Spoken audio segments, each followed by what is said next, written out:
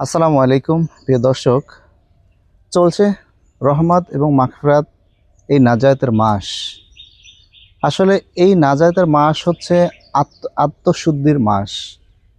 আসলে আমরা কতটুকু আল্লাহর ইবাদত করতে পেরেছি, বিগত যে 11টি মাস চলে গেছে আমরা কি করেছি?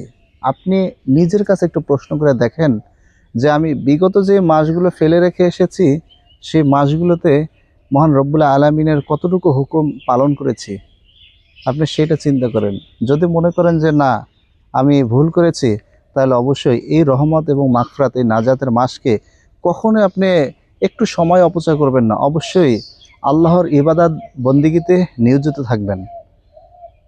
ব্যবসা বাণিজ্য এবং চাকরি সারা বছরই তো আপনারা করেন, কিন্তু এই একটি মাস অবশ্যই একটু আল্লাহর জন্য একটু সময় দিবেন। তো ভিডিওটি শেয়ার করে দিয়েন। আসসালামু আলাইকুম।